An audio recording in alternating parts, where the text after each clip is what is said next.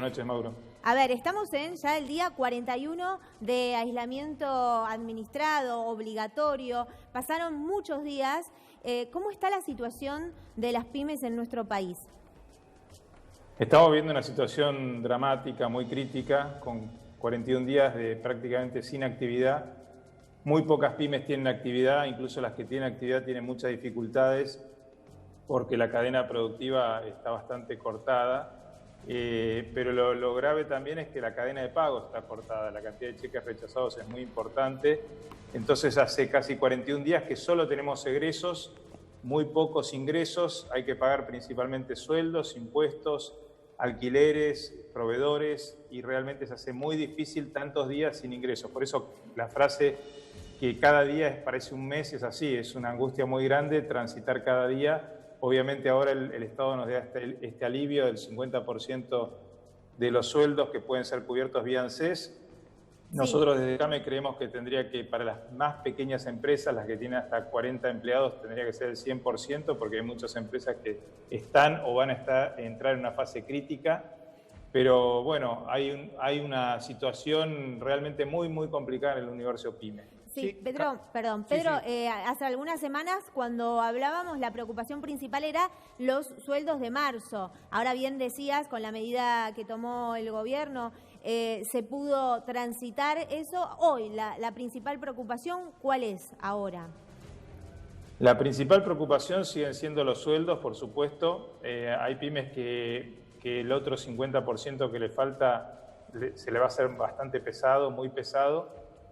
Y después la otra preocupación grande que está y que va a venir es el tema impositivo. No nos olvidemos que todos los impuestos siguen vigentes. Se prorrogaron mejor dicho, se suspendieron por 60 días los embargos y ejecuciones fiscales, pero los impuestos siguen vigentes, excepto las contribuciones patronales que se prorrogaron 60 días en algunas empresas, el resto sigue vigente. Por eso desde CAME decíamos la moratoria que incluía impuestos hasta el 30 de noviembre tendría que incluir impuestos hasta el 31 de marzo o hasta la fecha actual, porque es una mochila muy pesada que muchas pymes no están pudiendo cumplir. Sí. Y por supuesto la otra mochila son todos los cheques que entran y no tenemos forma de cubrirlos. A eso iba. Es otro problema. A eso iba, Pedro. ¿Cómo te va? Ernesto Díaz te habla. ¿Qué tal, Ernesto? ¿Cómo es esto? A ver, explícale a la gente por qué los bancos te están rechazando cheques que vos ya habías vendido. O sea, cheques que vos le entregaste al banco, tenías un porcentaje de pérdida y ahora el banco te lo rechaza. Me dijeron más de 100.000 millones de pesos de cheques rechazados, una barbaridad. Más del 50% de los cheques en la Argentina han sido rechazados. Explícale a la gente por qué muchas empresas pyme no tienen plata para pagar los sueldos porque los bancos le rechazaron los cheques. Bueno, habitualmente las pymes operamos con cheques de pago diferido, es decir, ese cheque uno se lo da a otra empresa, a otra pyme generalmente, y a su vez esa pyme lo que hace es va al banco, lo descuenta y con eso se hace de fondos, ¿no? Esa es una operación bastante normal. Lo que pasa es que en esta situación donde no hay dinero porque las pymes no tenemos actividad, esos cheques empiezan a no tener cobertura y el banco al cual uno descontó el cheque automáticamente te dice el cheque vino sin fondos, tenés que cubrirme la cuenta, es decir, tenés que depositar los fondos. A su vez hay otras pymes que también a veces reciben esos cheques, tampoco tienen fondos. Es decir, es toda una cadena que se cae porque al no haber actividad no hay cómo cubrir ese dinero. Obviamente que los bancos en esta situación dramática lo que hacen es, en vez de prestar dinero para cubrir esa situación de emergencia, generalmente hacen lo contrario, cortan los descubiertos y lo que la pyme se encuentra es en una situación de mucha desesperación porque no tiene dónde sacar dinero para cubrir esos cheques o dónde sacar dinero para cubrir todas las necesidades que tiene que cubrir. Igual, Pedro, hay que decirlo también sí. Esto, ¿eh? No, hay que decirlo. En este momento, la banca se está dividiendo entre banca pública, que presta, y banca privada, que te corta las cuentas corrientes, te congela las cuentas, o estoy equivocado en lo que digo. No, es correcto, y además hay otro punto importante. Los bancos en los últimos 2 años, inclusive hoy, siguen ganando fortuna, porque han cobrado tasas enormes, con unas diferenciales, lo que es el spread, digamos, entre lo que le pagan al ahorrista y lo que le prestan al gobierno o a otros, enorme. Entonces, los bancos han sido uno de los grandes ganadores de esta película, y en un momento que, como dijo el presidente, todos tenemos que poner el hombro, ellos están, de alguna manera, mirando para otro lado. Inclusive, el crédito que anunció el gobierno al 24%, que tuvo escasa relevancia porque los bancos pedían que uno estuviera precalificado en el banco, tuviera todas las cuentas al día con el banco y además pagara los sueldos en el banco. Toda una cantidad de requisitos que era muy difícil de cumplir para la mayoría de las pymes. Sí, mirá, lo que vos decís es una situación dramática. Ahora, ¿cómo ves vos el 11M? ¿Cómo ves la salida de la cuarentena? La salida de la cuarentena va a ser, primero hay que ver qué fecha es, suponiendo que va a ser esta fecha, porque cada vez se va corriendo un poco la fecha. Hay que desarmar una especie de bomba de tiempo que se va armando con todo lo que se viene acumulando, de impuestos atrasados, de cheques no cubiertos, de deuda bancaria, alquileres, etcétera, etcétera. Eso va a requerir seguramente algún plan de refinanciación, algún plan donde incluso el Estado o el Poder Legislativo hagan un paraguas de protección, porque si no va a ser como un castillo de naipes, si esto no se apuntala de alguna manera progresiva para poder salir progresivamente de esta situación, va a ser muy difícil que las pymes puedan sobrevivir el después, cuando esta cuarentena empiece a liberarse. Pedro, sí, te invito a nuestro colega Juan Manuel Coco que se sume a este diálogo y pueda hacerte algunas preguntas también. Bienvenido, Juan Manuel, a Solo Periodismo. Buenas noches, Anita. Sí, quería preguntarle al representante de CAME principalmente cuáles son en forma concreta, que me digan los principales problemas que tienen las empresas, en especial las pymes, a la hora de ir a concretar el trámite para los créditos a tasa de 24%. ¿Qué es lo que les impide llegar a ese dinero para fondear en esta situación crítica que están viviendo las pequeñas empresas? Bueno, evidentemente que las pymes venimos en caída no de ahora, de hace ya bastante tiempo, pero en particular los últimos 2 años. Entonces uno tiene que tener una carpeta de crédito, es decir, tener balances muy buenos, cosa que es muy difícil lograr en las pymes por el deterioro que hemos tenido.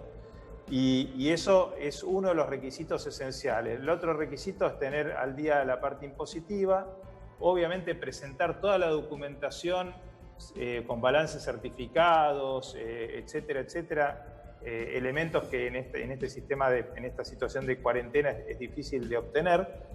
Y además piden que los sueldos de los empleados se paguen en esa sucursal del banco, con lo cual es un elemento adicional que muchas pymes tampoco reúnen. Entonces es una cantidad de parámetros que requieren los bancos, que además no tiene mucho sentido porque el gobierno está dando una garantía que se llama FOGAR, con lo cual no deberían pedirlo, pero lo piden. Entonces por eso es muy difícil acceder a este tipo de créditos. Pedro, decime.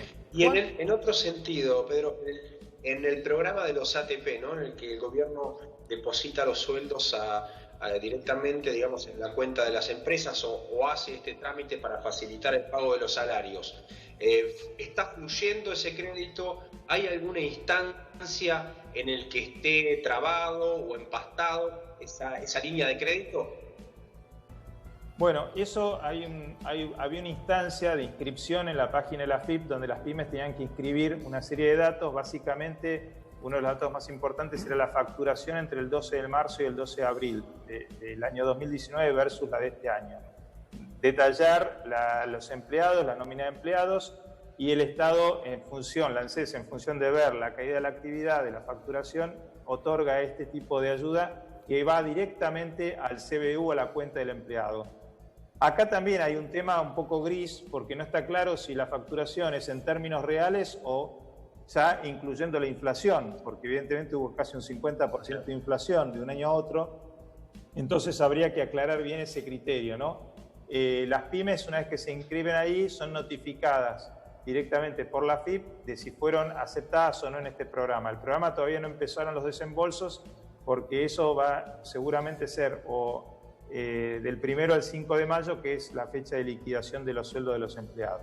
Pero es un sistema mucho más ágil y mucho más directo que el otro que se instrumentó a través de los bancos y que el mismo gobierno reconoció que no tuvo el éxito que esperaba. Bien, Pedro, te agradecemos mucho esta comunicación y por clarificarnos un poco el escenario actual, a 41 días de cuarentena, cómo están las pymes en nuestro país. Muchas gracias.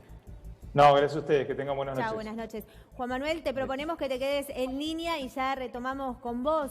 Néstor Espósito, ¿hay novedades judiciales? ¿Qué pasó? Sí, le preguntábamos recién a la ministra Elizabeth González Alcorta sobre la situación de la comunidad trans. Bueno, y le hablábamos de un fallo. El fallo fue firmado esta mañana por el juez en lo contencioso administrativo y tributario de la Ciudad de Buenos Aires, Roberto Gallardo, y ordena al gobierno de la Ciudad de Buenos Aires que le suministre una solución habitacional a 3 integrantes de la comunidad trans que están en situación de virtual vulnerabilidad. Nos decía recién la ministra que es el sector de la población más vulnerable según las estadísticas que tiene dentro del Ministerio de Género. Bueno, el fallo establece que el gobierno debe proveerles una vivienda y que si no lo hace físicamente con una vivienda, debe proveerle los recursos para que se provean una vivienda en condiciones de dignidad, sobre todo frente al peligro de contagio y la vulnerabilidad que ofrecen ante la pandemia del coronavirus.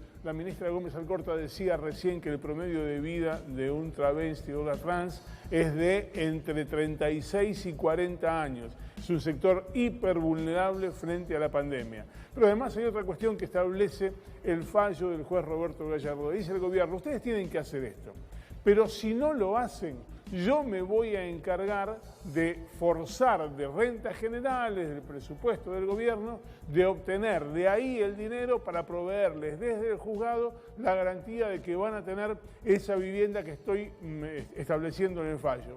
El fallo es claramente apelable y los fallos del juez Roberto Gallardo son apelados históricamente todos por el gobierno de la Ciudad de Buenos Aires, pero establece la garantía de un derecho en un contexto que es muy particular ante un sector de la población que está particularmente perjudicado por el peligro de contagio. Bien, Néstor, y claramente después estaremos ampliando toda la información de lo que va a suceder mañana en la Unidad Penitenciaria Federal de Devoto, porque se va a concretar la otra fase de la mesa de diálogo. Pero eso después del corte. Y también, ¿de qué más vamos a estar hablando, Ernesto?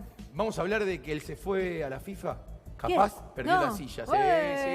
El que quiere tienda, que la atienda, decía una persona. ¿Llegó a trabajar en la FIFA? Bueno, no sé si está cobrando, pero nombrado está. Lo importante es que hay muchos candidatos ya que quieren la silla del virrey que parece que se fue.